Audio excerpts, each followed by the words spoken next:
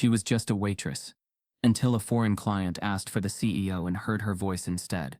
30 seconds later, she was suspended for brand inconsistency. No warnings, no complaints, just erased. But what they didn't know was that call was recorded, and now she's coming back with proof they hoped never existed. Before we deep dive into this interesting story, subscribe to our channel and tell us where are you watching from. Share in the comments below. The morning sun split through the blinds of Maison Continental, a luxury downtown restaurant with white tablecloths, its $12 lattes, and a silent hierarchy thicker than the syrup on the brunch menu. Inside, the air buzzed with murmured orders, silverware clinks, and the unspoken rules of race and class. Maya Trenton, a 26-year-old waitress with a radiant smile and shoes worn thin from double shifts, moved like muscle memory.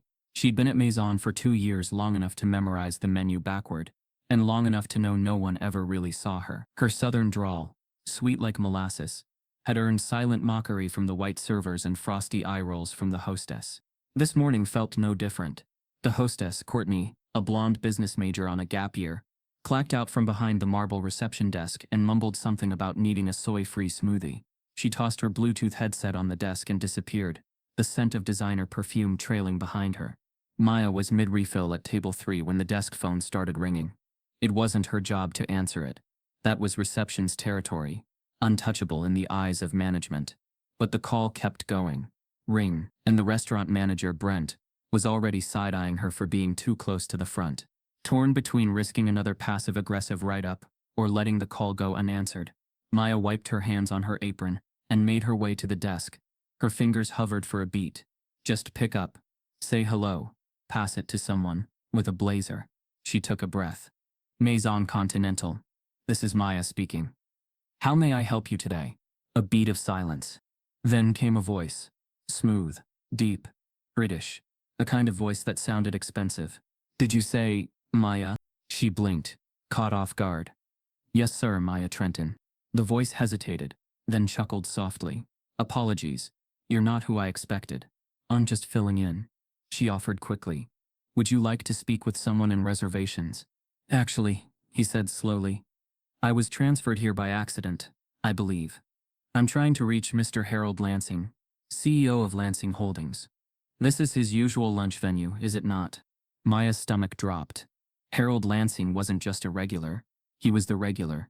White, wealthy, loud, and always seated at table 9 with his Rolex flashing. He owned one of the biggest logistics firms in the Northeast. Everyone, including management, jumped when he snapped. Yes, sir, she replied. Mr. Lansing often dines with us. Would you like me to direct you to our general manager, or provide his assistant's number? Another pause. A long one. She could hear paper rustling in the background. No, I'd prefer to speak with you for a moment longer. You said your name is Maya Trenton? Her brows furrowed. Yes, sir. That's right. Are you from Atlanta? Your accent suggests Georgia. Her spine stiffened, cautious now. Yes. East Side, born and raised. Interesting, he murmured. You sound very much like someone I used to know. He didn't explain. Tell me, Maya, do you enjoy working there? She hesitated. What kind of question was that? I do my best, sir.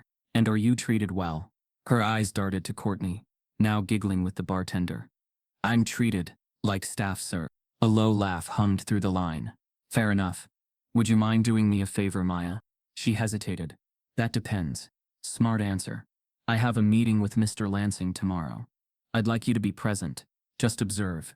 No one else. Her throat went dry. I'm sorry, sir. You want me? I want you, he said, firm now, to be in the room.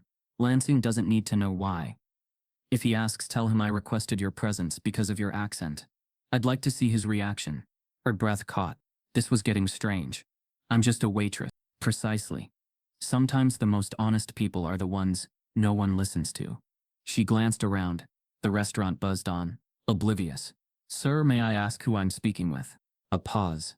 Then, you may call me Mr. Caldwell. And the line went dead. Maya stood frozen, the receiver still in her hand. Her heart thudded in her chest. She looked around to see if anyone had heard the conversation. They hadn't. The world kept moving. But something had shifted. That night, Maya lay awake replaying the voice in her head. Who was Mr. Caldwell? Why did he care about her accent? Why involve her in a meeting that had nothing to do with her? She didn't tell anyone. Not her roommate. Not her mother. Not even her manager. But the next day, at exactly 11:57 a.m., she adjusted her name tag and walked to the back of the restaurant where the private booths were. Mr. Lansing was already seated, wine in hand, scrolling his phone with practiced arrogance. Across from him, a place was set, crystal glass, pressed napkin, empty. "Maya?" he asked without looking up. "Why are you here?" She opened her mouth to answer. But then, the front doors swung open. A tall, dark-skinned man in a midnight blue suit stepped inside, escorted by the maitre d'. His presence turned heads, not because he was loud, but because he wasn't. He moved like power, controlled, focused, and familiar. He walked directly to the booth, eyes locking on Maya's as if she were the only person in the room. "Mr. Caldwell," Harold Lansing greeted, standing and extending a hand. "Pleasure." Caldwell didn't shake it. Instead, he looked at Maya and said, "You stayed. Good." Then he turned to Lansing. "I won't speak to anyone else." She stayed. The mysterious client, Mr. Caldwell, refuses to speak to the CEO unless Maya is in the room. And Maya, for the first time in her life, realizes she holds power no one expected. Maya didn't sit. Not yet. Her hands twitched at her sides as the maitre d' placed menus on the table, and then, sensing the tension, slipped away without a word. The booth, with its velvet curtains and hushed ambiance, suddenly felt like a stage. One spotlight, two men, and her somehow, in the middle. Mr. Caldwell gestured casually toward the seat across from Harold Lansing. "Please, Maya. Sit." She obeyed, slowly, cautiously, as Lansing gave a short laugh. "So what's this about, Caldwell?" Lansing asked, lifting his wine glass. "I've got 20 minutes before my next board call. You said you had something urgent." Caldwell didn't even glance at him. His focus was locked on Maya. He studied her face like he was trying to place it in a memory. "You told me on the phone you were from East Atlanta," he said softly. She nodded, unsure why her heart was beating so fast. "Yes, born and raised." Lansing raised an eyebrow. "This some kind of social experiment, Caldwell." Caldwell ignored him again. "Do you know a woman named Dolores Trenton?" Maya blinked. "That's my grandmother. She passed 5 years ago." His mouth parted slightly, as if confirmation struck deeper than expected. "I met her once, back in '92. She ran a diner in the Glenwood area. Best peach cobbler I ever had." Maya's lips curled into something between shock and nostalgia. That was her thing. People used to drive 2 towns over for it. Caldwell leaned back, eyes distant now. "I was fresh off the plane, new to America, trying to understand a country that judged me by the color of my skin before my British accent. Your grandmother told me something I never forgot." "What was that?" Maya asked, her voice barely above a whisper. "In this country, blackness is your truth, but whiteness is their lens. So speak clear, baby. They'll pretend not to hear you anyway." Silence swallowed the table. Even Harold Lansing had stopped swirling his wine. Caldwell's tone turned colder. "That voice of yours, Maya, it caught me because it sounded like hers. It stopped me because I remembered how she never flinched in a room of white businessmen who hated she was smarter than them." Maya swallowed the lump rising in her throat. She hadn't thought about her grandmother in years. Not like this. Not through the eyes of someone who knew her not as a cliché, but as a woman with presence. Lansing finally cut in, irritated. "This is heartwarming. Really. But why the hell am I here?" Caldwell turned toward him slowly, like he'd forgotten he was there. "Because I wanted to see what you'd do. I wanted to see how you'd react to her." "Her? She's a waitress." Caldwell smiled, but it was sharp. "And you're a parasite in a suit." Lansing stood abruptly, his chair scraping the floor. "Now hold on. Sit down, Harold," Caldwell said calmly. "Or walk out. Either way, I'm not doing business with you." A beat of silence. Then defiance folding into frustration. Lansing dropped back into the booth. "You've got 5 minutes." Caldwell reached into his satchel and pulled out a slim leather folder. He slid it across the table to Maya, not Lansing. "What is this?" she asked. "Your chance to see what men like Harold here do when they think no one's watching." Maya hesitated, then opened the folder. Inside were printouts. Dozens. Email threads. Meeting transcripts. Employee records. And then, her eyes stopped. Her name. Maya Trenton, flagged as non-customer facing until vocal training complete. The words blurred as her stomach twisted. What? Another document showed a list of staff members tagged unsuitable for front desk interaction. Next to her name, accent heavy, may impact perception of upscale brand. Lansing was quiet now. He looked bored, even smug. Standard HR vetting. Every company has internal assessments. Caldwell's voice sharpened. You have a blacklist based on skin tone and diction. That's not vetting. That's covert apartheid. Maya's hands trembled as she flipped through the rest. Notes about servers better suited to kitchen duties. Coded descriptions like urban energy and overly familiar. It wasn't just her. It was half the Black and Latino staff, reduced to stereotypes in the quiet corners of a spreadsheet. Lansing shrugged. This is America, Caldwell. You want upscale clientele, you give them what they expect. And what exactly do they expect? Caldwell asked. Polished people. Class. Neutral accents. No baggage. Maya finally looked up, the folder still open in front of her. You mean no reminders, no history, nothing that says we've lived more than just brunch menus and aprons. Lansing smirked. That's poetic, sweetheart. But nobody's asking for a TED Talk. They just want their mimosas. Caldwell didn't even blink. Maya, he said, turning back to her. I need your help. She stared at him. Stunned. My help? I've been looking for a new strategic partner. A firm that actually understands emerging voices, multicultural influence, brand perception in the real world. Lansing wants my logistics account.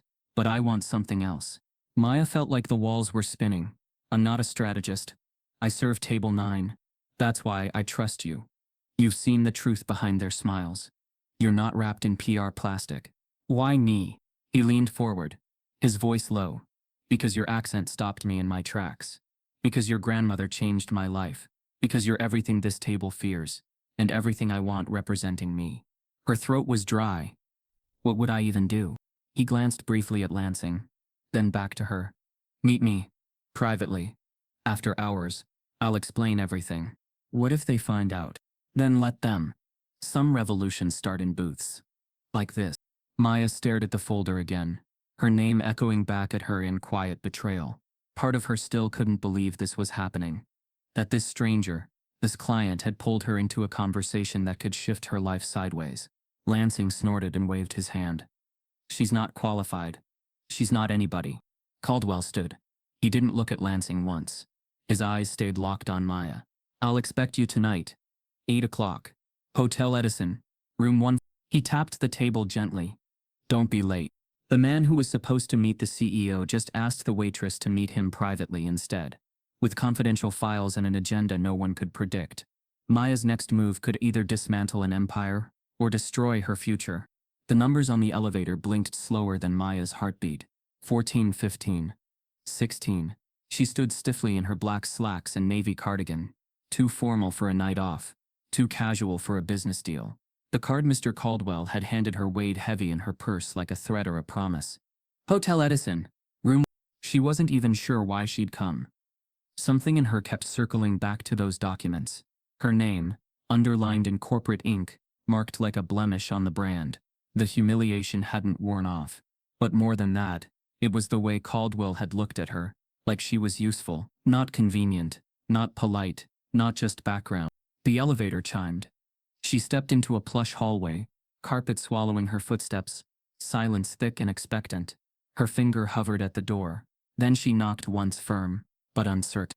The door opened almost instantly.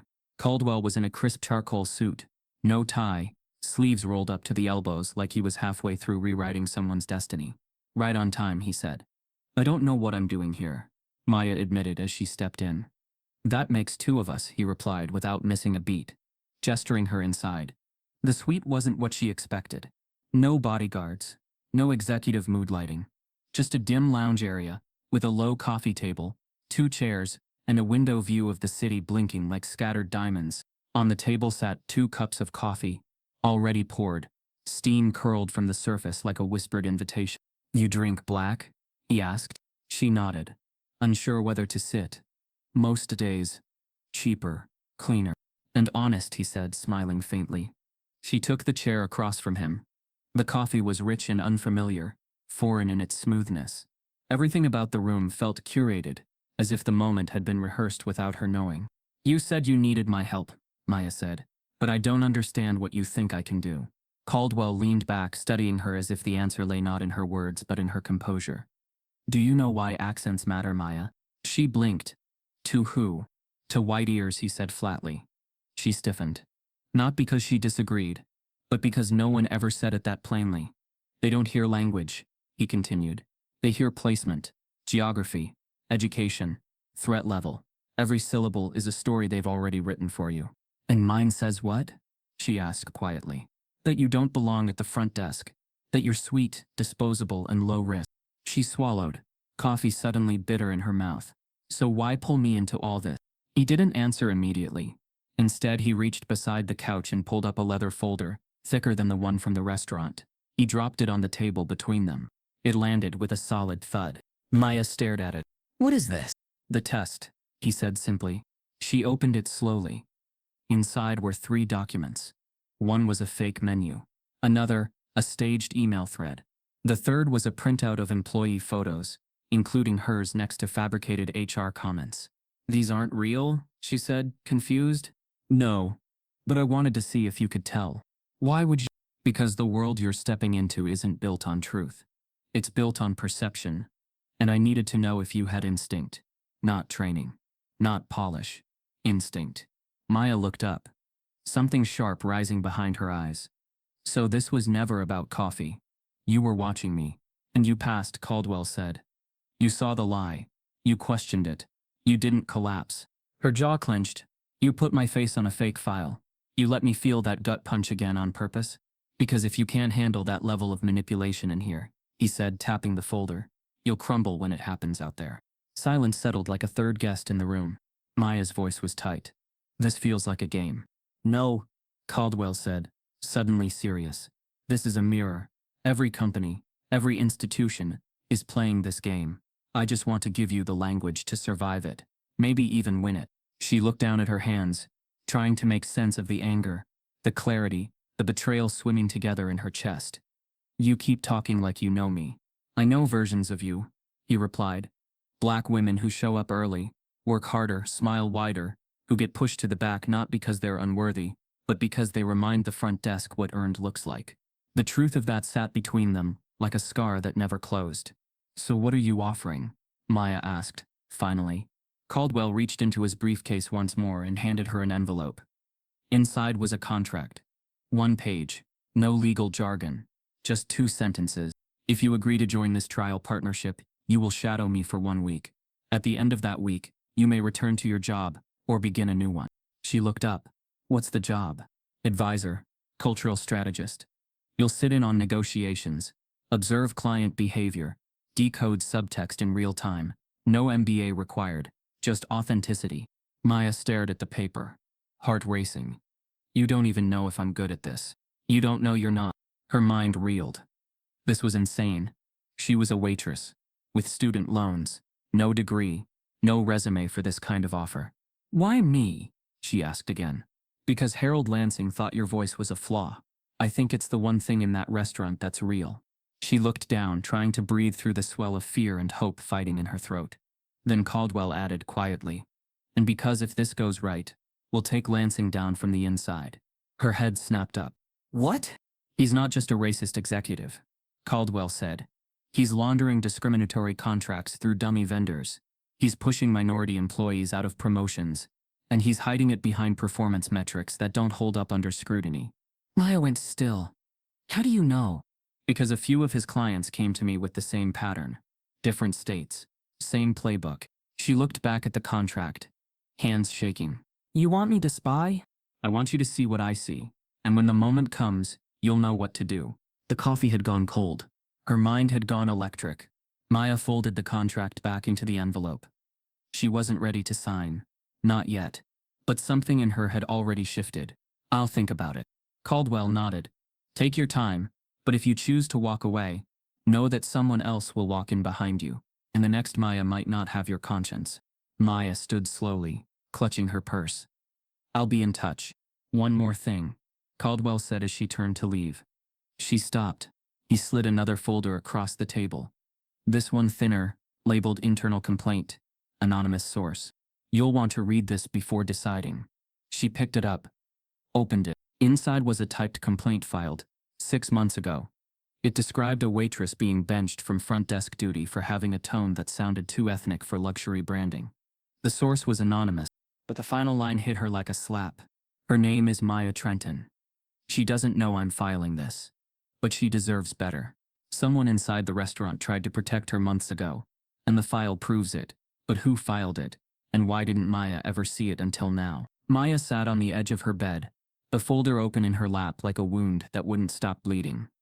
The soft hum of the streetlights outside barely reached her second-floor apartment, and the ticking of the clock on the wall felt louder than the traffic below. The complaint inside the envelope hadn't left her hands since she walked out of Hotel Edison. Her name was there, typed cleanly, without fanfare, without fear, and the lines surrounding it weren't vague. They were painfully specific, references to exact shifts, moments, even phrases she thought had disappeared into the noise of a busy dining room. Whoever wrote it knew her world, knew the way Brent, the manager, rotated her away from VIP tables once a certain image was expected, knew how she'd been told to soften her delivery, to smile more gently, and how the phrase "keep it classy" had come to mean sound less black. The complaint had been buried. Clearly. No investigation.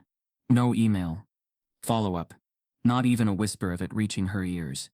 Management had folded it, filed it, and moved on like it was a spilled drink, not a person. But now, in her hands, it felt radioactive. She scanned it again, and again. The most haunting part? The very first line. This won't be the last time they erase her, but maybe it'll be the last time they get away with it. That sentence stuck under her ribs. Her phone buzzed beside her. Unknown number. She answered without hesitation. "It's Caldwell," came the voice. "Have you read it?" "Yes," Maya whispered. "Twice. Then you understand." "No," she said, her voice trembling now. "I don't understand any of it. I don't know who wrote it. I don't know how you got it. And I don't know what you want me to do with this." "You already did it," he replied. "You looked." "Why me?" she pressed, louder this time. "Why not give this to the press? Or a lawyer? Why are you pulling a waitress into something this big?"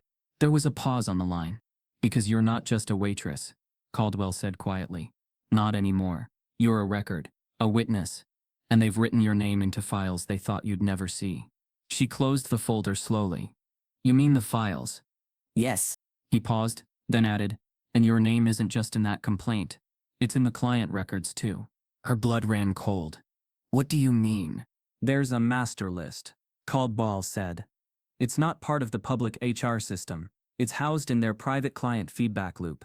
Lansing uses it to match employee profiles to preferred customer expectations. You were flagged twice." "Flagged?" she said, almost laughing now. "For what? Speaking too human?" "For speaking while human," Caldwell corrected. Maya stood, pacing her room. "So there's a system. A file that says who's allowed to be seen, and who's better off in the back." "Exactly. And it's more than just employees." Her steps froze. "What?" "Maya, the system isn't just racist. It's strategic. It's engineered. It tracks customers too. Black patrons. Brown families. Anyone who tips less than 15% is tagged under budget risk, but only if their profile pictures match certain features." You mean? "Yes," Caldwell cut in. "It's filtered by race." Maya sat again, her knees weak. "How do you know all this?" "Because a few months ago, a client I represent was handed a proposal from Lansing's firm. Inside were line items, coded but unmistakable. The service metrics were being tweaked to accommodate a more homogeneous aesthetic. In short, white servers for white tables. Maya couldn't breathe for a moment. "And you saw my name in those records?" she asked. "You were flagged under accent barrier. Regional Southern. You and 2 others." "2 others?" "Yes," Caldwell confirmed. "Both no longer work there. Both women. Both black. So they scrubbed us," Maya whispered.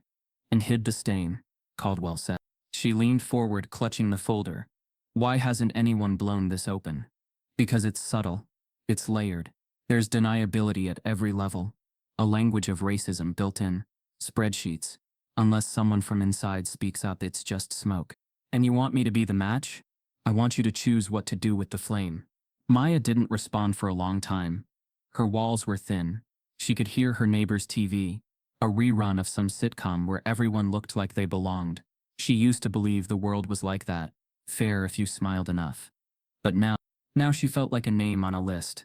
"Can I see the records?" she asked finally. "The ones with my name. And the others." "You can," Caldwell said. "But you'll need to come to my office. It's off-site. Secure." She hesitated. "When?" "Tomorrow morning. I'll send the address." She didn't thank him, and he didn't ask her to. They both knew gratitude was a luxury black women were too often expected to give, even when they were bleeding. After she hung up, Maya sat in the quiet again. But something had shifted. Her fear had a shape now. A name. A network. And the truth? It didn't set her free. It wrapped around her like a noose. Still, there was one thought louder than all the rest. Who wrote that complaint? Whoever they were, they had seen her, protected her, risked something. And she needed to find them. As Maya prepares to confront the secret files, one question consumes her. Who risked everything to protect her from the shadows? The answer might change who she trusts, forever. Morning came without sleep. Maya sat curled at the edge of her couch, legs tucked beneath her, a mug of untouched tea growing cold in her hands. The sky outside bled a soft gray, the kind that whispered rain without delivering. She hadn't changed out of yesterday's clothes. She couldn't, not with the weight of what Caldwell had told her. On the coffee table lay the two folders, one from the hotel, one from the night before. Side by side, they looked like evidence from a trial she never agreed to be part of. And in a way they were. Not legal, but moral. Not spoken, but screaming. Her phone buzzed at 7:18 a.m. A single text from Caldwell. "Lobby. 10 minutes. She hesitated only a moment before grabbing her bag and leaving her apartment behind, the folder pressed tight against her chest. Caldwell's office wasn't in a skyscraper, but a converted brownstone near the edge of Midtown. Inside, the space felt more like a library than a workplace. Floor-to-ceiling shelves, abstract paintings, a mix of soft jazz and air so still it felt sacred. He met her at the front. "You came." "You said you had proof," she said. "Let's see it." No small talk. No coffee, straight to business.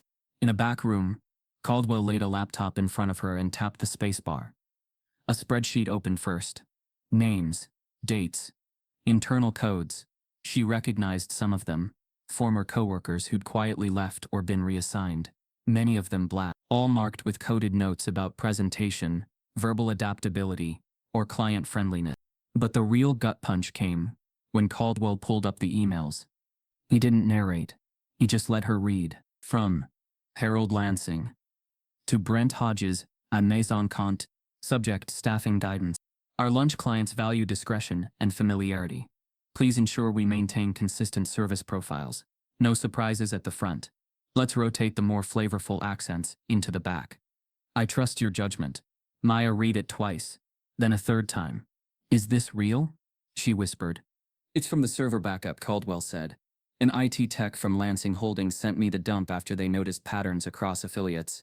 Maison's system was synced with their feedback program. They were logging servers like inventory." Caldwell nodded. "Sorted by skin tone, dialect, perceived threat." "This isn't just racism," Maya said, the fire in her voice trembling. "This is policy. Institutionalized. Sanitized. Hidden under branding language." Maya stood and began pacing. Her body couldn't sit still anymore. "So what happens if I go public?" "Your life changes forever. Your job? Gone. Your safety? Maybe. But your silence," he paused, "will help this keep happening." She clenched her jaw. "I didn't ask for this. None of us do." Caldwell handed her one final file. A thumb drive. Plain. Unlabeled. "What's on it?" "A complete chain of emails. One connects directly to Lansing's assistant." She sent a summary memo of front-of-house acceptables with headshots. "You mean a visual filter?" Maya's voice cracked. "Exactly." Her fingers trembled around the drive. "Why give this to me?" "Because I don't want you to take orders. I want you to make a decision, on your terms. Which is, take the evidence, leak it, or walk away. But either way you'll be choosing whose side you're on." Maya stared at the drive. It was so small, but it held the weight of something huge. She left the office with her mind spinning, and her stomach hollow. On the subway ride home, she couldn't meet anyone's eyes. Every sound was distant. The whole world felt like it was 2 beats out of rhythm. Brent's face flashed in her memory. His quiet reprimands, the way he always reminded her of professionalism. When white servers were openly laughing, or swearing. The passive tone, the micro-decisions. Rotate Maya. Reassign Maya. Quiet Maya. It all made sense now. And worse, she hadn't seen it. Or maybe she had. But like most people forced to survive in these systems, she'd told herself it was just bad luck. Just business. Just how things were. That evening, she returned to Maison Continental as if nothing had changed. The dining room was warm and gleaming. Jazz humming through the speakers. Patrons sipping Chardonnay and pretending the world was fair. Brent gave her a once-over. You're late. I stayed late yesterday. He shrugged. That's not how time works, Maya. She bit her tongue. Not yet. Not here. Courtney was back at the front desk, sipping iced coffee, scrolling her phone. Maya saw her reflection in the glass, smiling, effortless, rehearsed. You're on patio today, Brent added. No inside seating. We've got guests in from corporate. Of course. Understood, Maya said flatly. At 9:04 p.m., just after the dinner rush died down, she stepped into the storage office near the kitchen. A quiet place. She pulled out her phone and inserted the thumb drive into the portable adapter. Caldwell gave her. A cascade of emails blinked onto the screen. She began scrolling, fast at first, then slower. Words like refinement protocol, front-facing filtration, accent volatility, every term cleaner than the violence it described. Then one email caught her eye. From Claire Larkin, LH, to Harold Lansing. The southern girl from Maison Maya something. I agree with Brent. Her tone doesn't align with our brand's legacy feel. Might work better in the kitchen, where voice carries less weight. Maya's breath hitched. They'd named her. Her fate had been discussed in a thread like a damaged asset. You okay in here? Came a voice. Maya jolted, shutting her screen. It was Andre, the janitor. Quiet, gray-bearded. Always moving, never talking much. Yeah, she said quickly. Just catching up on side work. Andre nodded, but didn't leave. Then, with a quiet sigh, he pointed to her purse. You might want to check the lining, he said. Bottom side. Right corner. Maya froze. What? Andre looked at her. Solemn. Brent had me help the tech crew last week. Something about employee efficiency. I saw what they installed. Her hands moved quickly, fingers searching. And there it was. A tiny mic, buried in the lining of her purse, still blinking red. Someone had been recording her, tracking her, listening to every move.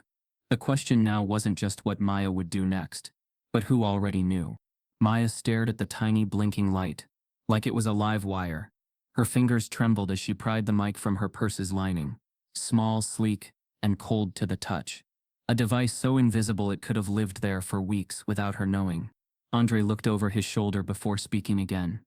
They planted one in Courtney's headset too. But hers is for show. Yours. He hesitated. Yours is for control. How long has it been there? Maya whispered. Don't know, I clean, I see things. But I keep quiet. His voice was gravelly, measured. You? They watch different. Different how? They watch for mistakes. Just one. That's all they need. Maya nodded slowly, heart thudding. Thank you, she said. Andre gave a faint smile. You're louder than you think, even when you're silent. She left early that night. Didn't clock out. Just walked straight to her apartment and slammed the door behind her.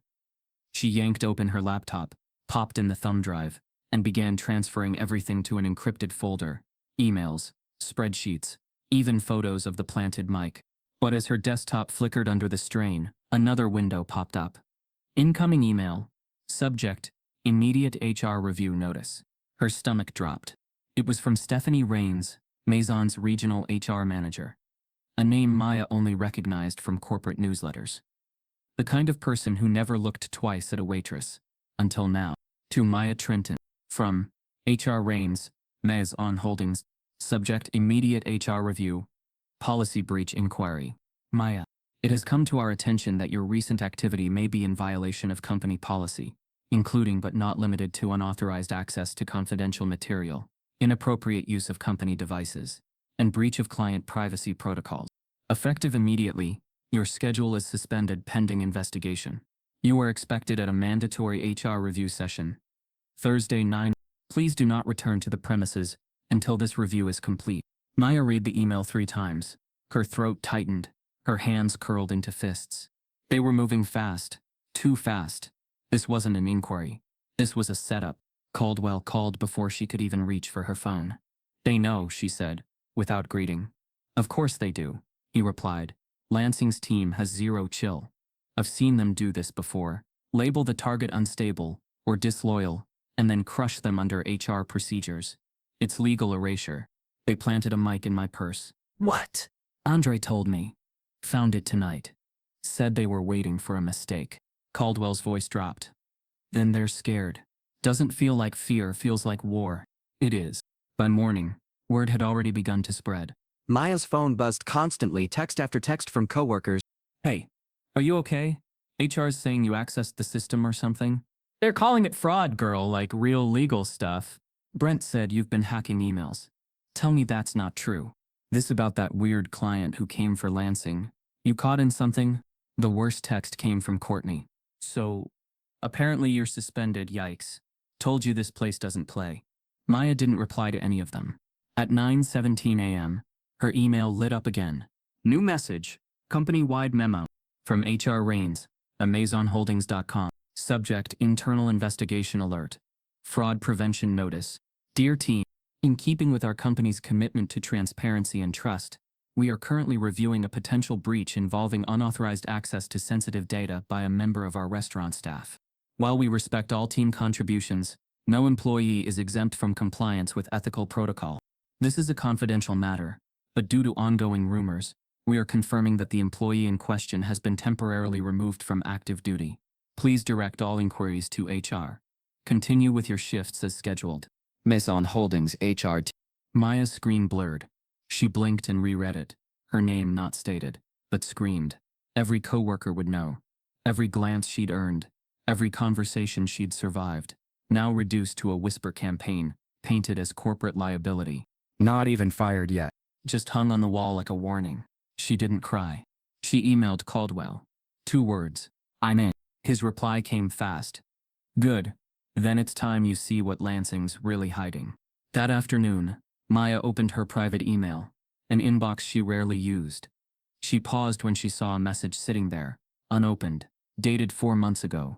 Subject: Read before they silence you. From unknown sender. She clicked. You don't know me, but I see what they're doing. You're not the first. You won't be the last. The company's brand review panel flagged you for regional tones and potential cultural dissonance. That's why you were pulled off the floor after the Lansing dinner in March. I tried to file something for you anonymously. I don't know if it helped. They'll come for you soon. Be ready. Delete this message after reading. Trust no one. Maya's fingers hovered over the delete button, but she didn't press it. Later that night, Caldwell sent her one more document. It was a breakdown of the internal brand audit, conducted 6 months ago, the one Lansing Holdings claimed was confidential and proprietary. The audit that coded employees by skin tone, region, accent, and brand compatibility. Maya was listed under Tier 3 risk. Subnote: Voice may negatively impact luxury perception. Recommend rotation to non-visible stations. She read it over and over again. Her voice, her southern drawl, once a connection to her grandmother, now branded as economic risk. They didn't just erase her, they costed her out.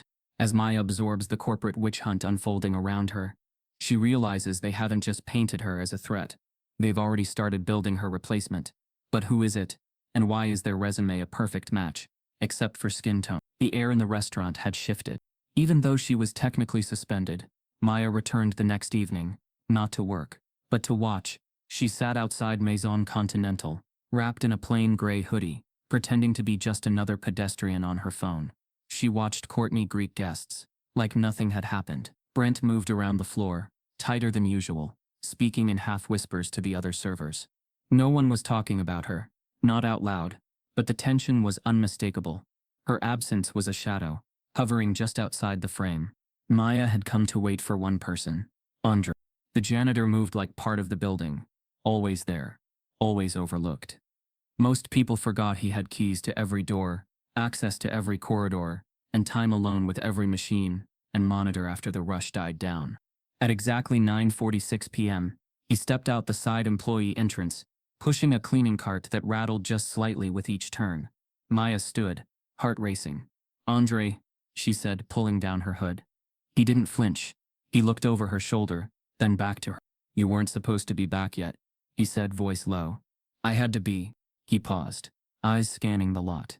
Then he nodded toward the alley. "Come." They slipped behind the restaurant into the narrow back path between the buildings. Maya's hands were clammy.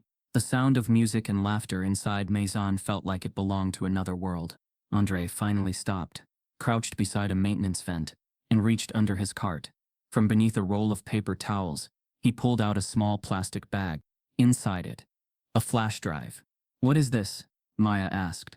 "The boardroom," he said simply. "You were in there?" They forgot the hallway camera has audio. "For weeks I cleaned during meetings. Always the same topics. Staff, client optics, refinement plans." He paused. "One day, I started listening. Then I started recording." Maya felt the blood drain from her face. "What's on here?" "You'll see." Back at her apartment, she didn't even change clothes. She plugged in the drive, hands shaking. A folder opened immediately. Inside 5 video files, all marked by date. She clicked the most recent one. The screen flickered to life. A grainy black and white video of the corridor outside Maison's private conference room. The camera was positioned to capture the hallway, but the voices from inside carried clear. "Front staff is still too regional. We've got to clean the sound.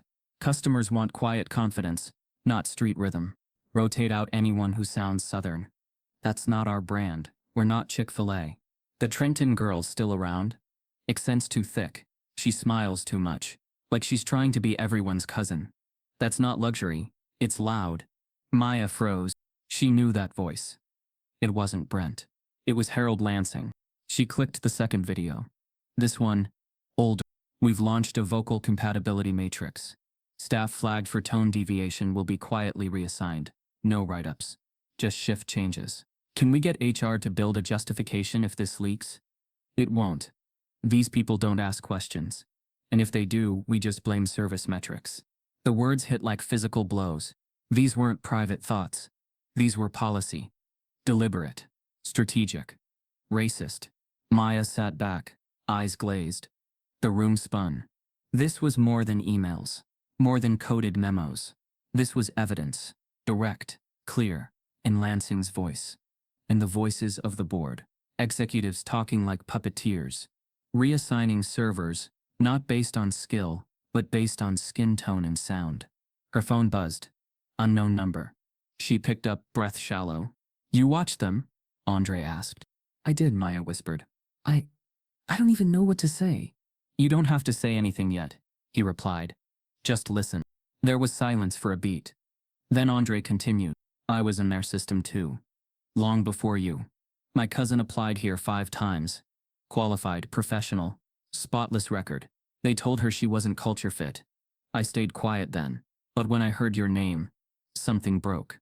"Why me?" she asked softly. "Because you don't stay quiet. You should have had that front desk. You should have been promoted. Instead, they flagged you because your voice didn't sound like theirs." Maya clenched her fist. "How do I make them pay?" "With proof," Andre said. "That flash drive is your sword." Caldwell called an hour later, breathless. Andre delivered. He asked. "He did. And?" Lansing's voice, on tape, out loud. "Holy hell," Caldwell breathed. "We've got them. We have them." Maya exhaled slowly. "So now what?" "Now you send the first blow." They agreed to leak one video. Just one. The most damning. The hallway clip with Lansing's comment about her voice, and the Chick-fil-A line. Caldwell had a connection at Chrono News, a digital-first outlet with a reputation for blowing open workplace scandals. He promised anonymity, legal buffers, but Maya insisted on one thing. "Don't blur the sound," she said. "Let them hear what he really thinks of me." At 6:03 a.m., the video went live. The headline was brutal. "CEO caught on tape. Rotate out Southern black staff. Not our brand." Within 2 hours, it had over 300 comments flooded in. "This is how racism survives. Behind conference doors. Why does professional always mean white? That waitress deserves a lawsuit and a promotion." But as Maya scrolled the comments, her email chimed again. One message. From no reply. Maison Holdings.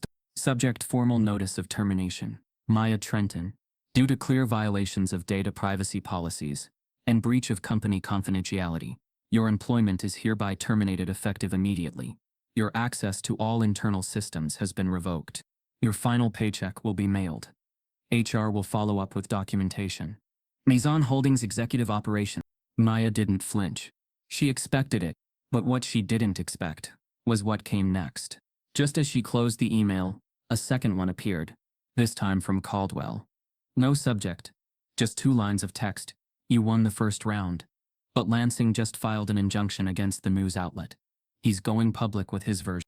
As Maya celebrates her first strike, Lansing makes his move, preparing to flip the story, paint himself as the victim, and bury the evidence under legal jargon. But he doesn't know the next tape is even worse.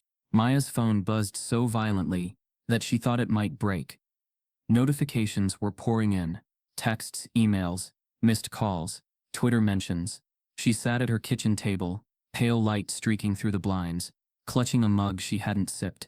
Her name was trending. Not for her work, not for her courage, but for a soundbite. On Twitter, the hashtag scrolled endlessly. Voice not luxury. Chick-fil-A comment. Angry. Waitress leaks racism. What Caldwell had promised would start a movement had quickly split into 2 vicious halves. Yes, some voices cheered her bravery. Yes, activists were quoting her story. But the viral whirlwind wasn't clean. The memes had already begun. A still of her face from an old company group photo, plastered with the words, "She's not smiling now." Another, "You get fired for eavesdropping, not excellence." And worst of all, "Some people just don't fit the brand." Cry harder. She stared at the screen. Her cheeks burned. Her voice had triggered this. Her very being.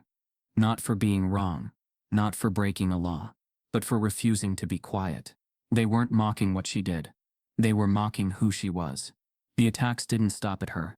Her mother, Delilah, called in a panic. "Maya, why is a news van outside my house?" Whoa, Maya's heart seized. "Where are you?" "I'm inside, girl. I'm not stepping foot out that door until I know what's happening. They're asking me about your job. About your accent, for God's sake." "I'm so sorry, Mama. Don't you dare apologize. I just want to know, are you safe?" Maya wiped tears from her cheek. "I don't know yet." Next came the trolls. In her DMs. "Go back to the kitchen, where you belong. Sound like you dropped out in 10th grade, get an education before calling it racism. This is why we don't hire people like you for luxury spaces." One tweet caught fire. "She's not brave. She's bitter." That's the whole story. It was retweeted 18,000 times in 6 hours. Maya had expected resistance, but not this. Not a digital dogpile, where truth was reduced to clickbait and her existence became performance art. Caldwell called late in the afternoon. "I need you to breathe," he said before she could speak. "I don't think I can," Maya admitted, voice cracking. "They're dragging everything, my tone, my photo, my family. It's the cycle," he said calmly. "First they ignore, then they mock, then they smear. But after that, after the storm comes change. What if the storm kills me first?" He was quiet for a beat. "Then let's make it count." That night, a video was uploaded to YouTube by a self-proclaimed corporate ethics analyst. The thumbnail featured Maya's pictures next to bold red letters. Was it racism or just business? In the video, the host dissected the hallway recording, but dismissed it as selective outrage. "We've all said unfiltered things behind closed doors." He shrugged. Maya Trenton violated internal policy. What did she expect? That tone might not work for a Michelin-tier brand. That's not racism. That's market logic. The comments exploded in applause. "Exactly. They're not racist. They're strategic. I'm black and even I think she's being dramatic. Don't like the rules? Build your own restaurant." Maya slammed her laptop shut. It wasn't just that people were disagreeing. It was that they believed she didn't deserve to feel wronged. Her phone buzzed again. An Instagram DM from an unfamiliar account. A classic glass rose. She tapped it open. "We went to school together, right? Just wanted to say I always loved your voice. You always made words sound like something warmer. Don't let them make you cold." Maya blinked. She hadn't heard something kind in hours. She clicked on the profile. It was private. But the name, Leah Carson. A girl from her high school speech class. The one who'd always asked Maya to read her poems out loud, because she said Maya made them sound real. A A crack of warmth tried to open inside Maya's chest. But it didn't last long, because the next message made her blood turn to ice. It was a text. No name. No number. Just 6 words. Delete everything. Or your sister's next. Maya's hands began to shake. She reread the message, praying she misunderstood. But it was clear. A threat. Subtle but sharp. No timestamp. No signature. Just a pressure point aimed at the one person Maya had sworn to protect since childhood. Her sister Nina was a senior at Howard University. Far from Atlanta. Far from Maison. But now maybe not far enough. Maya called her immediately. Nina answered on the 3rd ring, laughing at something in the background. Hey sis, you okay? Are you safe? Maya blurted. I'm in my dorm, girl. Why? What's wrong? Did anyone approach you today? Anyone outside of campus staff? No, why? Maya, you're scaring me. Just stay in. Lock your door. Don't go out alone. Okay? Nina's tone changed. You got a threat? Yes. About you. Silence. Then, what do you want me to do? Maya took a breath, eyes locked on the text still glowing on her phone. I want you to send me your RA's number, and I want you to act like this is real. Because it is. Caldwell responded quickly after she forwarded the threat. This isn't random, he said. They're trying to scare you off. They don't care how they do it. They know I have more, Maya said quietly. They suspect.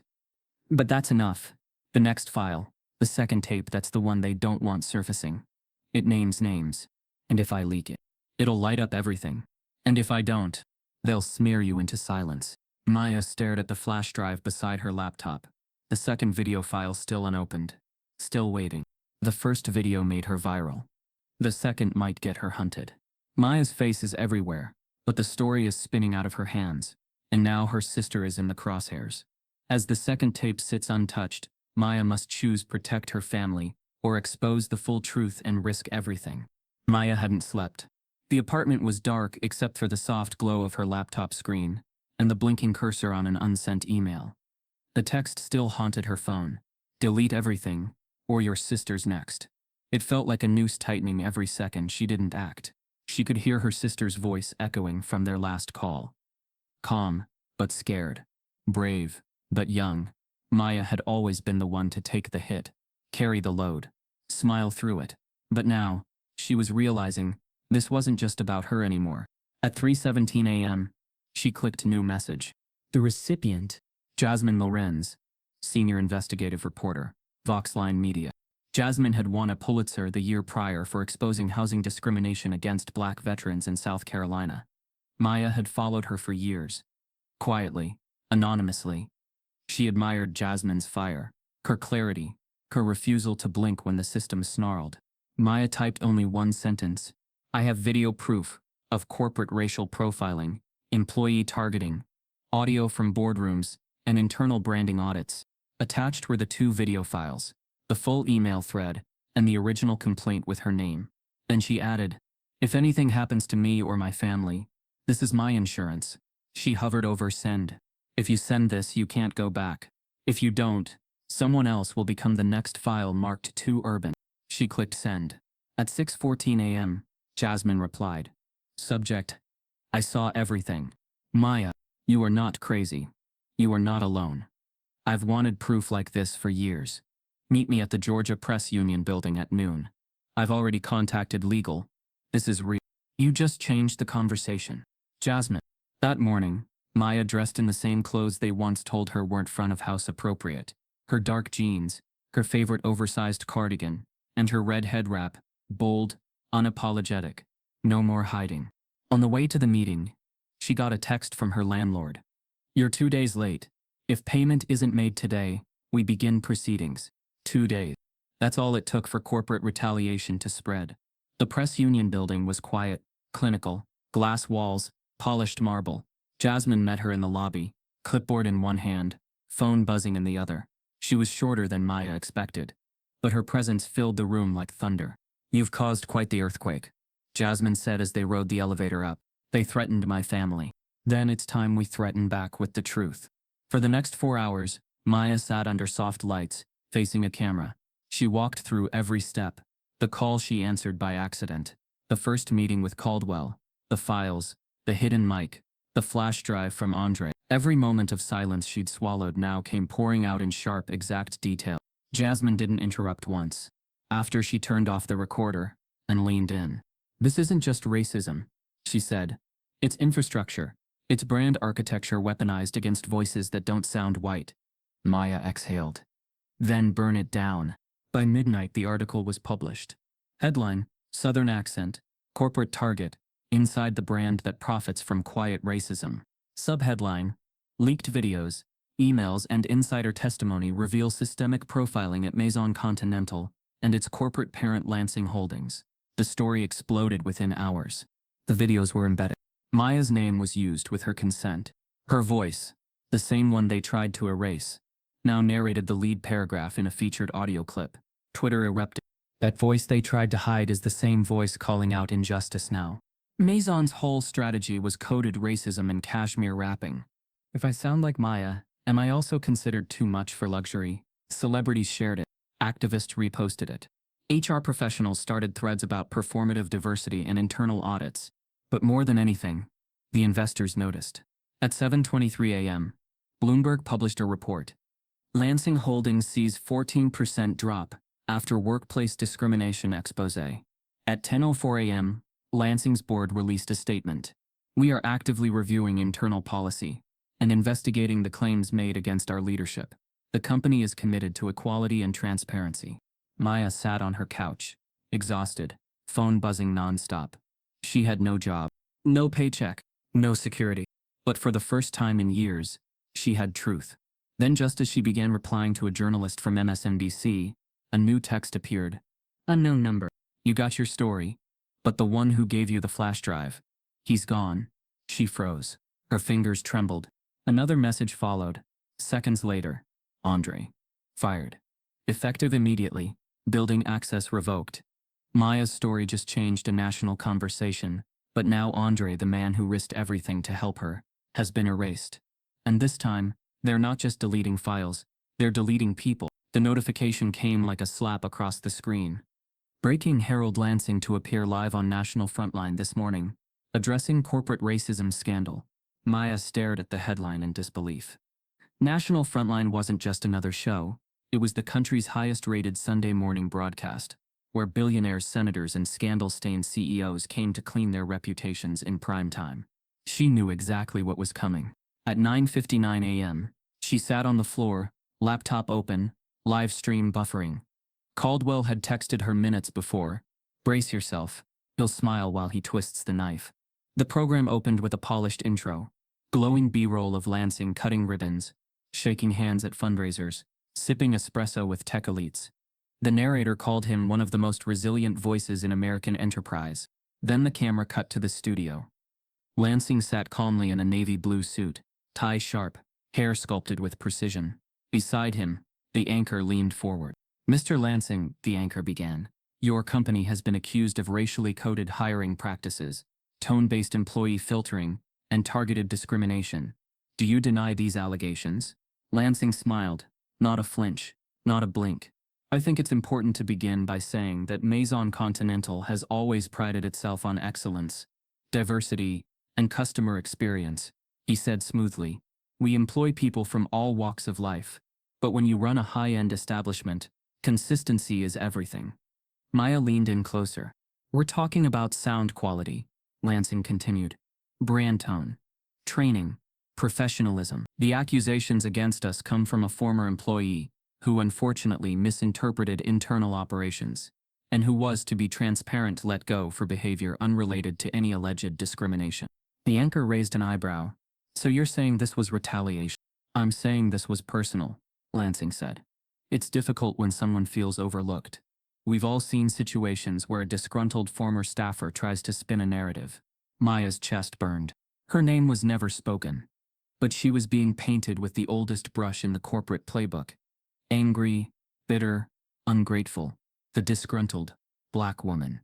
Emotional, unstable, the kind of person no one listens to, even when she's screaming facts. Lansing turned to the camera. "We are conducting an internal audit," he said solemnly. "But I want to assure our loyal guests, clients, and partners, this company does not and will not tolerate racism in any form. Then, like the perfect closer, he added, and to the young woman at the center of this, wherever you are, I hope you find peace. Caldwell called 5 minutes later. He just painted you as a liability. He painted me like I was imaginary, Maya replied. That's his strategy now. Frame it as confusion, not corruption. And the public? Split, Caldwell said. But the good news is investors don't like uncertainty. His stock's still sinking. Maya paced her living room, rage swelling under her skin, like steam with nowhere to go. He had lied with ease, framed her as unstable. He didn't deny the tapes, he just dismissed them as misinterpretation. And the worst part? It was working. That night, Maya received an email from Chrono News, the outlet that first broke her video. Subject: response from Lansing Holdings legal counsel. Please be advised that Lansing Holdings has issued a defamation complaint related to your publication. We are preparing a counter-statement and remain committed to protecting our source. Please be cautious. Additional personal inquiries have begun from third-party investigators. She stared at the screen. They weren't just smearing her now. They were building a case to erase her credibility legally. Caldwell sent her a message at midnight. Don't let him control the tempo we hit next hard. Maya replied instantly. How? The answer came an hour later. Her phone buzzed with a new message. Unknown number. One sentence. I worked for Lansing. I was in that room. I have what you need. Maya's pulse quickened. She typed back. Who is this? The reply came seconds later. Someone he never thought would turn. Meet me tomorrow. I'll send a location. A whistleblower from Lansing's inner circle has stepped forward. But who are they? And what do they have that could bring down the CEO for good? The coffee shop was tucked between two shuttered boutiques on an otherwise loud midtown strip. Maya arrived early. Hoodie pulled low, scanning the entrance every 10 seconds. The chairs creaked, the floors hummed underfoot, but the quiet in her chest was the loudest thing. The message had been simple. Meet me at Café Lucerne, 10 a.m. back booth. She didn't know what to expect. A former HR assistant? A disgruntled VP? Maybe a tech guy who saw too much. But when the woman walked in, Maya froze. She wasn't wearing a disguise. She didn't duck or hesitate. She walked straight to the back booth, like she owned the room. And Maya recognized her instantly. Caroline Lansing, the CEO's daughter. She wore no makeup, black turtleneck, simple jeans, a far cry from the manicured PR photos online. Her eyes were shadowed with something older than fatigue, like a person who had been carrying someone else's sins far too long. You're Maya, she said softly, sliding into the booth. I'm sorry it took this long. Maya blinked, stunned. You're his daughter? Caroline gave a small, exhausted smile. By blood, not by choice. Why now? Why me? Caroline opened her purse and pulled out a flash drive. No fanfare, just metal and silence. Because you forced something I couldn't. You didn't mean to. But you did. Maya sat back, the weight of the moment sinking in. You've known what he was for years? Since I was 15, Caroline said. That was the first time I heard him talk about optics at the dinner table. About how certain voices don't sell elegance. He said it like it was fact. Like a branding rule. Like don't wear white after Labor Day. So you recorded him?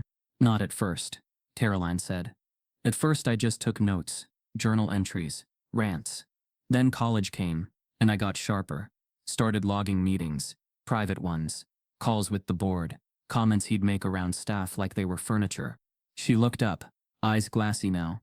But the moment you answered that call, everything changed. Wait, Maya said, heart thudding. You were on the call. Colin shook her head. No, but I had software set to archive his business calls through the corporate network. It's technically legal. He signed off on full call archiving himself for training purposes. He forgot I still had back-end access. So you heard the call, the one I answered? Caroline nodded, and I recorded it in high quality. Maya stared, throat tightening. You have that recording? Yes. From the moment you said Maison Continental. This is Maya speaking. Maya didn't speak for several seconds. She remembered the tone in his voice that day. The subtle shift when he realized she wasn't a receptionist. The patronizing smile she couldn't see, but felt. The discomfort that curdled when she said she was from Georgia. Caroline continued. It wasn't what he said directly. It was how quickly he changed tone. How he asked you nothing about the business, only about your accent. And then how he immediately sent a follow-up email to Brent. Brent? Maya snapped. You have that email too? Yes, Caroline said. I've got everything. Meeting logs, internal policy drafts, even a voice memo from a board member telling him, if we're gonna polish the brand, we need to dim the accents. Maya's hands trembled. So why didn't you come forward before? Caroline exhaled. Because when you're the daughter of a man like Harold Lansing, your silence is mistaken for loyalty, and your truth becomes family betrayal. I was told my whole life, we don't air family laundry, we handle things inside. But nothing ever changes inside, Maya said quietly. Exactly, Caroline whispered. And then you came. You weren't supposed to answer that phone, but you did. And something in your voice, it shook him. Maya didn't know what to say. Rage and gratitude tangled in her chest like barbed wire. Why now? She asked again. Because they're coming after you, Caroline said. And they won't stop until you are unhireable, untrusted, and forgotten. That's what he does. He doesn't just erase people, he rewrites them. She pushed the flash drive across the table. This is the original call, the one they're denying happened. Maya picked it up slowly, her fingers curling around it like a lifeline. What happens if this goes public? She asked. Caroline smiled grimly. He loses the ability to lie in soundbites. Maya looked at her. You're not scared? Terrified, Caroline admitted.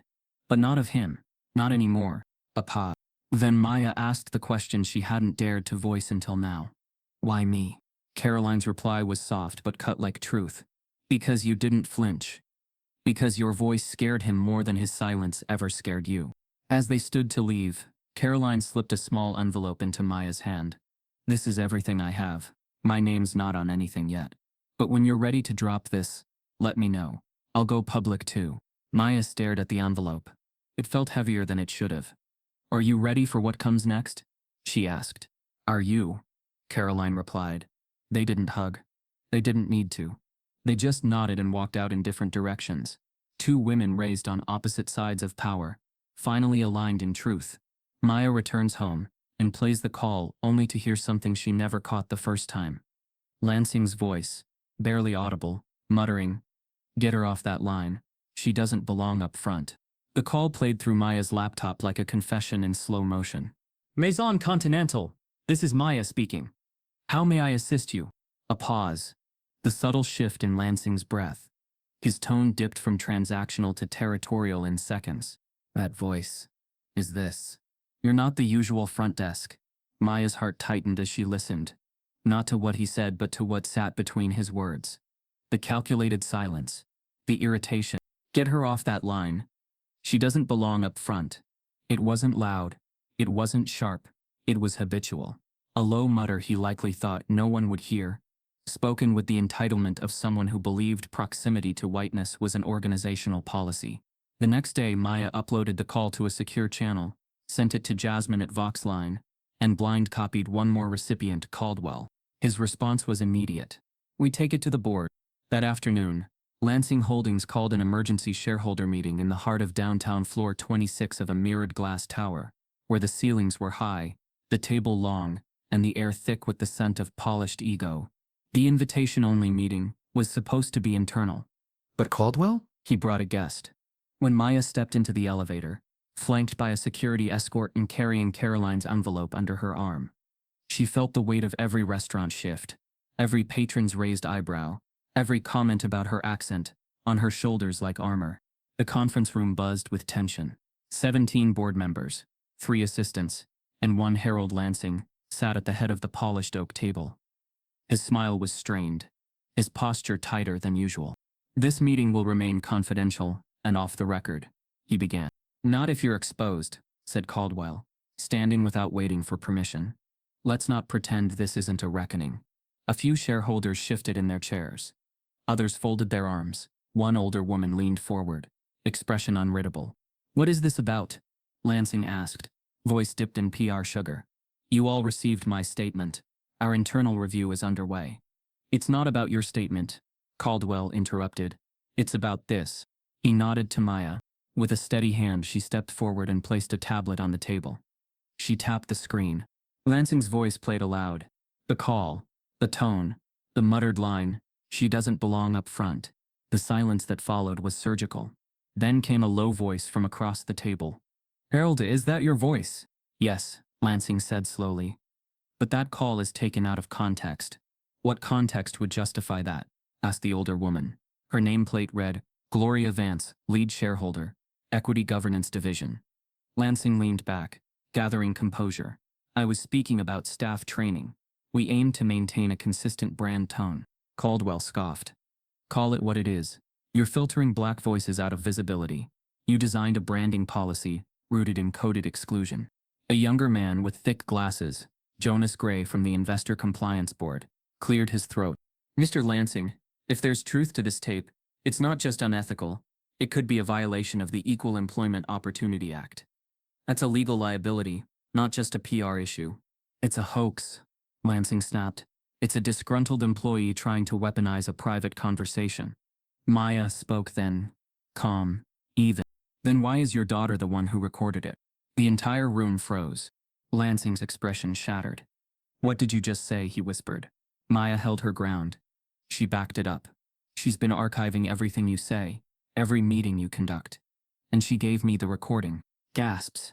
Then murmurs. Then one of the board members leaned to whisper to another. Caldwell dropped the final card. She's willing to testify. On record. Lansing looked around, eyes darting for allies. No one met his gaze. Gloria Vance straightened her back. We will now take a vote. Motion to suspend Harold Lansing, pending external investigation into racially discriminatory practices and abuse of leadership. What? Lansing rose. You're suspending me because of a waitress? No, Gloria said. Because of a pattern, and because of proof. The room fell into procedural silence. Ballots were distributed, digital and anonymous. One by one, hands moved. Eyes shifted. Maya didn't vote. She wasn't on the board. But her presence, her voice, it was finally louder than his silence. Lansing sat still, pale. A chime rang as the votes were tallied. Gloria scanned the result and folded her hands. Effective immediately, Harold Lansing is suspended. Interim leadership will be assigned. The table rippled with shock. Lansing stood slowly. You can't run this without me. You'll collapse within a quarter. Then collapse we will, said Caldwell. Maya turned to leave. But before she reached the door, a board assistant rushed into the room, tablet shaking in hand. There's been a leak, she said breathlessly. Everyone froze. What kind of leak? Gloria asked. The assistant swallowed hard. The vote tally, someone posted it online. With names. It's already gone viral. As the names of every board member who voted against Lansing go public, Maya realizes the backlash is just beginning. And someone on the inside is trying to ignite a corporate war. The email arrived 2 days after the boardroom explosion. Maya was sitting by the window of her tiny apartment, watching raindrops slide down the glass, trying to convince herself that she had, somehow, made it out. The headline in her inbox read, Formal legal notice, Lansing Holdings versus Maya Trenton, civil complaint filed. Her stomach dropped. Attached a 27-page document stamped with court headers, and the chilling first line, Plaintiff, Lansing Holdings Inc., Defendant Maya Trenton. Cause of action, defamation, breach of confidentiality, unlawful use of proprietary information, and data theft. She stared at the screen. Heart thudding. This wasn't retaliation. It was a message. They couldn't silence her with internal HR memos, so they were weaponizing the courts. Maya forwarded the email to Caldwell and Jasmine with a simple note. They're coming for me, legally. Caldwell called within minutes. They're playing dirty, he said. You knew they would. But how do I fight this? She whispered. They have attorneys, money, PR machines. I have, what? Screenshots and pain? You have truth, Caldwell said. And now, we get you a legal team. By that afternoon, Maya was seated across from Amira Bellamy, a civil rights attorney known for defending whistleblowers, community organizers, and workers crushed by corporate lawsuits. Her presence was quiet thunder, elegant blazer, clipped speech, no time for nonsense. Their playbook is old, Amira said, flipping through the packet. They'll call it defamation because it makes them look bad. They'll call it theft because they didn't control the release. But what you did was exposure, and you have They'll say I accessed internal servers. Not if you didn't, and not if what you used was willingly shared with you. That's whistleblower protection. Maya sat still. They want to ruin me. Amira nodded. Because they already failed to bury you. The trial was expedited. Lansing Holdings pushed for public hearings, knowing full well it would stir media interest. They were betting on narrative fatigue, hoping public sympathy would wane now that the stakes were procedural, not emotional. The courtroom buzzed with press. Cameras. Reporters scribbling in digital shorthand. Lansing was nowhere to be seen. But his team, 6 attorneys in tailored suits. One even nodded politely at Maya, like this was theater and she was just a scene partner. The judge, a white man in his 50s, looked tired before he even began. His robe swished as he took his seat and adjusted his glasses. Opening statements, he said. Lansing Holdings' lead counsel stood. Her voice was smooth, surgical. This case is not about race. It's about trust. Our client's internal communications were unlawfully distributed by a former employee who misunderstood procedures and exposed confidential material, harming the reputation of a decades-old institution. Maya looked down, jaw locked. She misrepresented facts. The attorney continued, twisted a company's branding framework into something toxic. This isn't whistleblowing. It's sabotage. Amira stood next. Her voice was soft but unshakable. My client spoke when others stayed quiet. She lifted a system designed to suppress voices like hers. She didn't twist the truth. She unburied it. She pointed directly at the opposing table. And what they call branding, what they call professional tone, was a gate that locked out black workers from visibility, from advancement, from respect. The judge nodded, barely hiding interest. Maya took the stand 2 days later. Her palms were damp, but her voice didn't shake. She recounted the phone call, the meeting with Caldwell, the mic in her purse, the emails, the boardroom tapes. Her voice steady, eyes forward. When the Lansing attorney tried to rattle her, asking if she sought fame, Maya responded calmly. I sought dignity. If I wanted fame, I'd have dropped a viral video, not buried in a 14-minute clip no one wanted to watch. Caroline Lansing's statement came via video affidavit. Her face was composed, her voice decisive. My father taught me many things. One of them was how to polish exclusion, until it looked like strategy. I can no longer be quiet. Maya didn't exaggerate anything. If anything, she said less than I know. The final blow came when the judge requested the full recording of the original call. Maya sat frozen as her voice echoed through the courtroom speakers. Maison Continental, this is Maya speaking. How may I assist you? Get her off that line. She doesn't belong up front.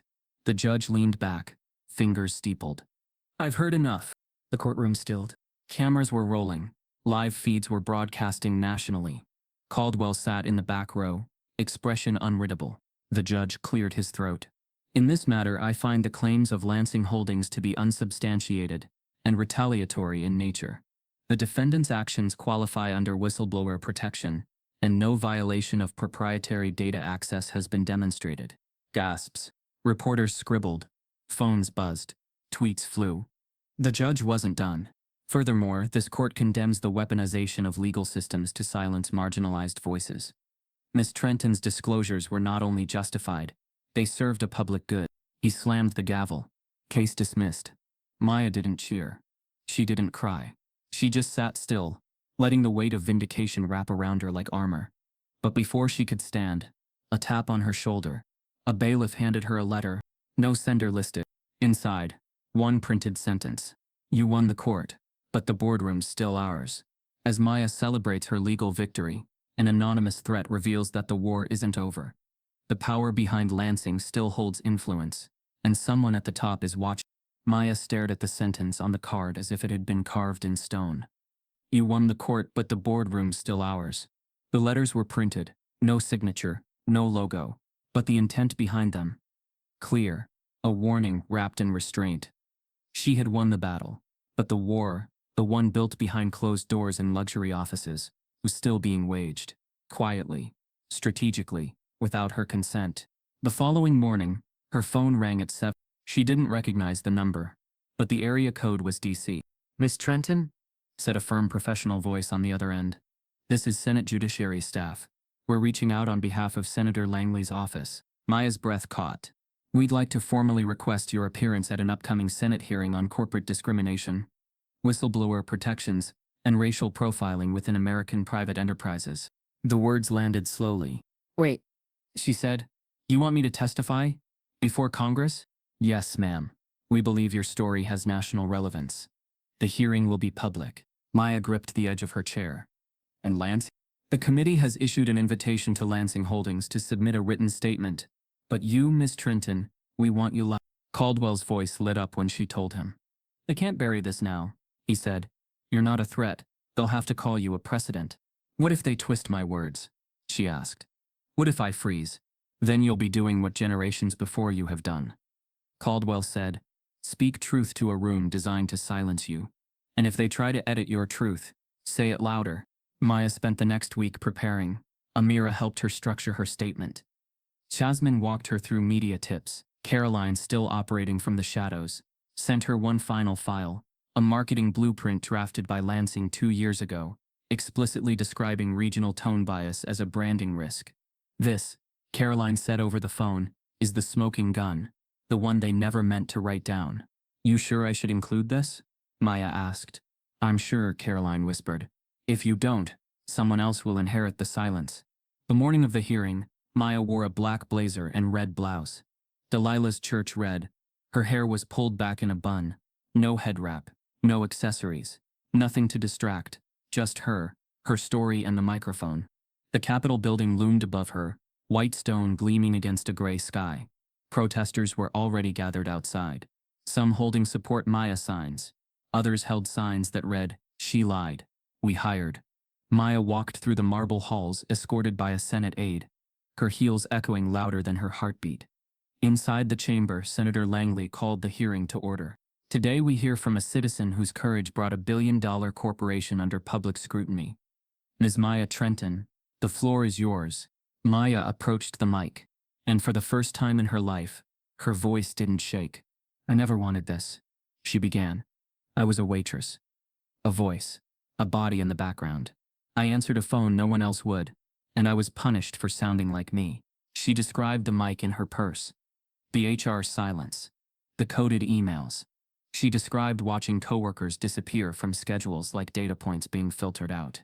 "Professionalism," she said, "has been redefined to mean whiteness, and I stood in a room that pretended that was just business." The chamber was quiet as she continued. "I was told I didn't belong up front, that my accent didn't match the brand, but I know now I wasn't off-brand. I was off-script, and that scared them." She held up the printout Caroline had sent. "This document calls Black voices regional risks. This is what silence protects." Senator Langley leaned forward. "And what do you want us to do, Miss Trenton?" Maya looked straight ahead. "Make it illegal to profile voices. To rewrite someone's worth based on how they sound. Extend protections. Rewrite the playbook." The hearing lasted 4 hours. Senators asked questions about workplace culture, about implicit bias, about how corporate silence becomes complicity. Maya answered each calmly. Her tone never cracked, even as one senator older, white from a conservative state, questioned if she was projecting personal feelings onto organizational structure. "With respect, Senator," she replied, "my feelings didn't build these walls. Your silence did." By the time she stepped out into the daylight, media cameras swarmed her. She gave no interviews, just nodded politely, pressed her hand to her heart, and walked. That night back in Atlanta, she found a brown envelope slipped under her apartment door. No name, no return address. Inside was a photo, old, worn, printed on cheap paper. Maya stared at it. It was her, 15 years ago, standing outside her middle school in Decatur, smiling wide, holding a spelling bee trophy. And beside her, Quincy Reed, the last person she expected. He had been her childhood best friend, her protector, the boy who read poetry at recess and taught her how to run from bullies without ever running scared. She hadn't seen him since he dropped out of high school. On the back of the photo, scrawled in blue pen, "I saw you on TV. We need to talk. They're not done with you yet. Q." As Maya prepares to take the next step, an old friend from her past resurfaces, holding knowledge that could unravel the rest of the system, or bury them both. 3 months passed. The headlines faded, the hearings concluded, and the country moved quickly, as it always did, to the next outrage. But in quiet rooms, behind mahogany desks and glass conference walls, Maya's name still echoed like a siren that wouldn't stop. The emails came first, then calls, then proposals, think tanks, panels, DEI initiatives, consulting firms. Everyone wanted her voice now, the same one that had once been labeled too regional, too emotional, too much. But one offer stood out. Lansing Holdings. A new CEO, new board, publicly restructured, privately hemorrhaging reputation. Caldwell called her with the news. "They want you back," he said, disbelief still tinting his voice. "Not as a server, not as a pawn. They want you in charge." "In charge of what?" Maya asked flatly. "Of the rebuild. Full oversight. You'd be executive director of equity, voice and culture." She laughed once bitter. "Now they care about culture. Now they need it," Caldwell said, "or they don't survive." Maya met with them 2 days later. The boardroom had changed. Faces rotated. The energy subdued. The walls, once cold, had been redecorated with generic art about inclusion. The irony? She could still hear the echo of that first muttered phrase, "Get her off that line." Now they were offering her the pen to rewrite the script.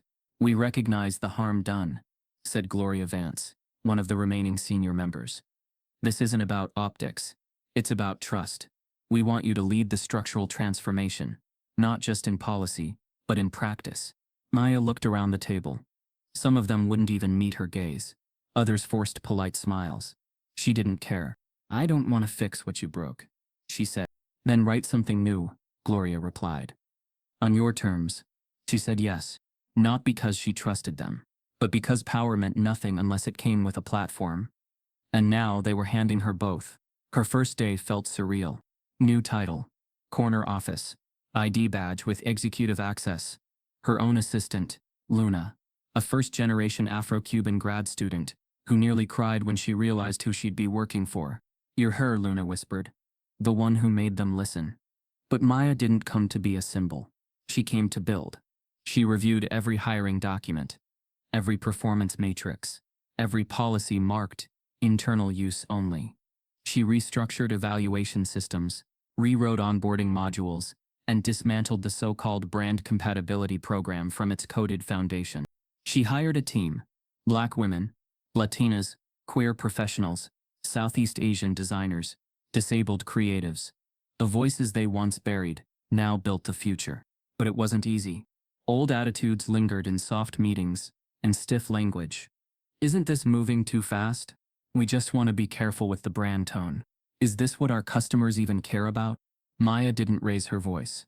She just stared, let silence do what shouting never could. On her 60th day, she was invited to lead her first executive-wide strategy session. Every department head, every VP, the same boardroom, the same table. Only now, her voice was the center. They expected a presentation. She gave them a reckoning. "We built a company on exclusion," she said, pointer in hand. "We called it refinement. But what we really did was filter out humanity." She clicked the screen. Slide 1. The real numbers. 76% of Black staff flagged for tone training. 0% promoted past service manager level in 7 years. 18 employees dismissed under subjective brand inconsistency notes. "These aren't outliers. This is the pattern." Silence. Then, a cough from the head of marketing. "Well, we've taken steps to correct the language." It wasn't just language, Maya cut in. It was design. She walked around the table slowly. "You filtered voices like mine out of the front desk. Now you'll listen as I rebuild the entire architecture." She held up a new document. The Maya Protocol. Inclusive language, accessible leadership, cultural empowerment. This isn't a suggestion. This is the new floor. If you can't stand on it, step aside. They didn't applaud. But no one objected, because they knew this wasn't a presentation. It was justice in a blazer. After the meeting, as Maya returned to her office, Luna rushed in with a letter. "It's handwritten," she said. "From someone named Quincy."